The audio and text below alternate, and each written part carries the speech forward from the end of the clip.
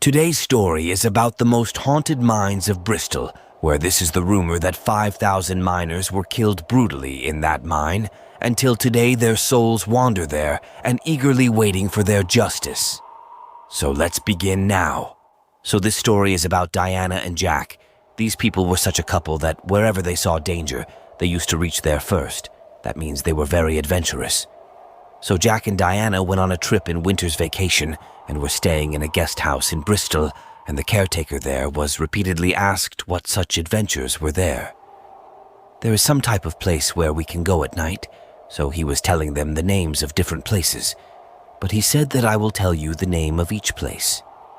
You each go to the place, but don't go to the haunted mines behind these forests by mistake, because there is a rumor that there is a witch or a miners who keeps roaming there.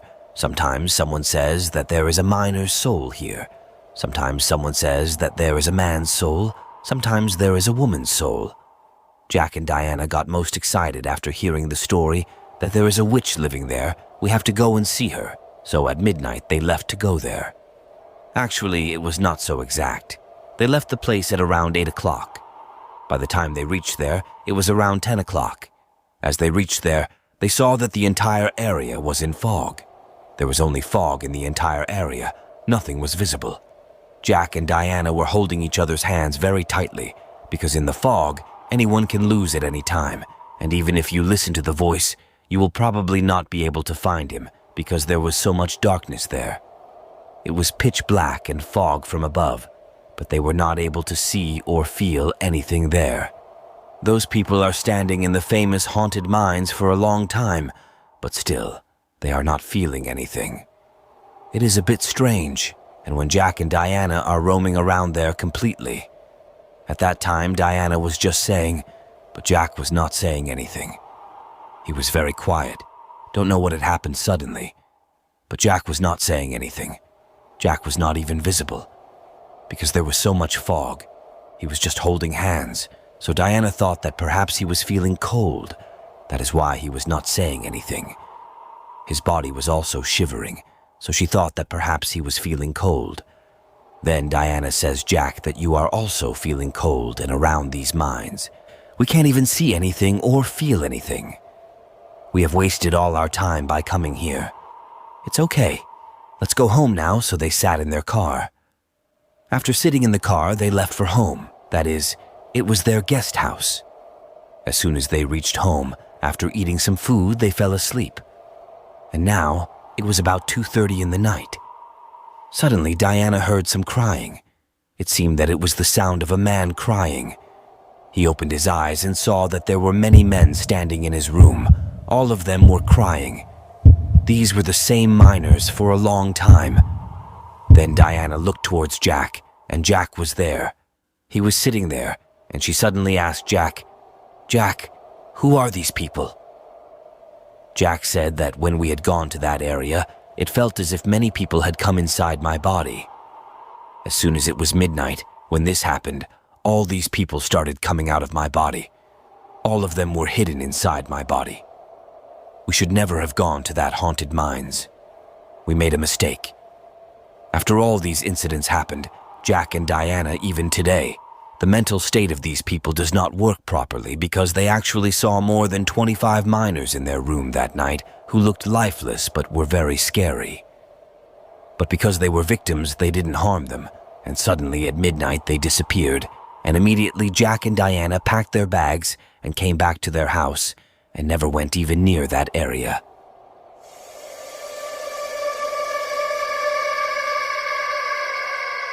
Now coming to the second story of haunted mines.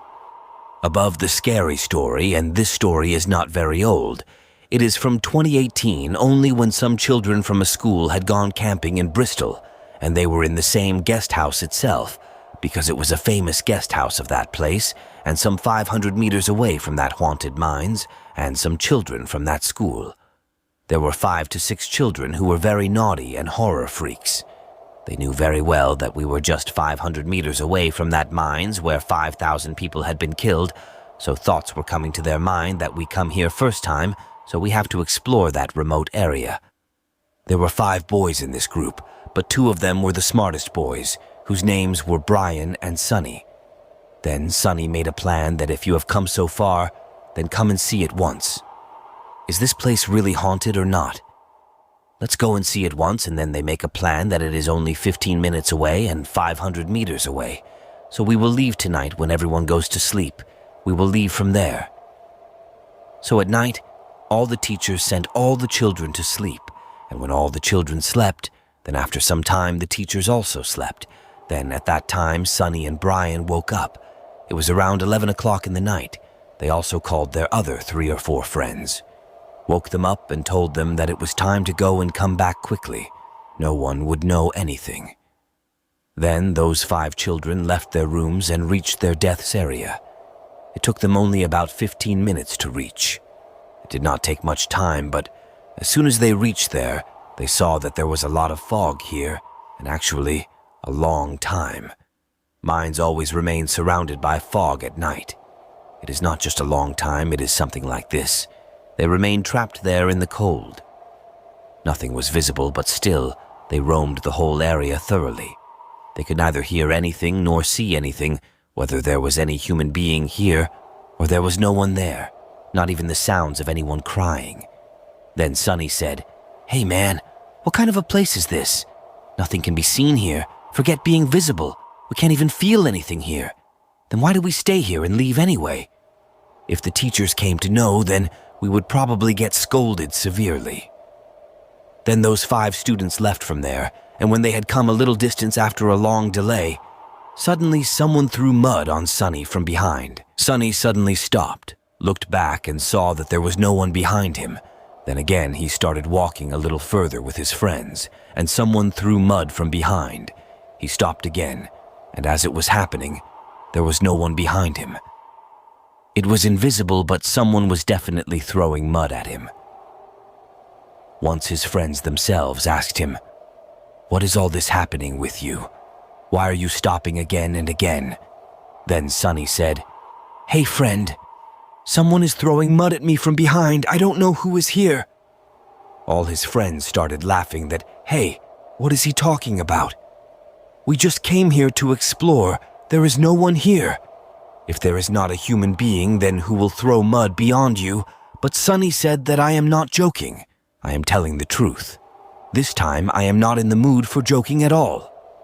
Then they went a little further, and then suddenly they turned back. A voice started coming, "Save me, save me." And these voices were very real. It did not seem that it was a little creepy voice. It was a very real voice. All of them stopped. They looked back and saw that there was actually a person running towards them. That person was coming completely drenched in mud, and he came and said that thank God you all are here. We have been searching for someone for a long time because we have some friends who are stuck underground. Please help us. Then those children immediately said that, yes, we will come and help you. Then they started following that man. But suddenly, Sunny asks that man, "By the way, where are you working?" Then he said, "We were working here in a nearby mine, but our supervisor or no one is here and we are here. But we are stuck for a long time. Please help us." As soon as Sunny heard this, he stopped there because he remembered that there was no mining in that place after the year 1990. That was the last year when mining was once done there, because in the year 1990, 5,000 limestone miners had died by coughing up blood. Since then, neither any mining work was done there, nor any plan was made. Mines have been closed for a long time. Then this thing triggers Sunny that, since 1990, this man has no one else but the soul of those miners. As soon as Sunny recollected all this, he shouted loudly, "Run away from here! It is a soul!" Everyone ran towards their guest house. Everyone quickly went inside their room. They went and entered while those people were running away. Even then, the voice of that man was heard. "Hey, please stop. Please help us today." They did not stop. As they had come inside their room, they heard crying sounds from outside. You could hear that man screaming, "Please help us." That night was very terrible for all those children. They want to even remember that this night was so terrible for them. That whole time at night, they had heard the screaming sounds of that person, how he was crying for his justice. But even these people cannot go out and help them, of course, because at the end, maybe they too would get the same. What they got could be death.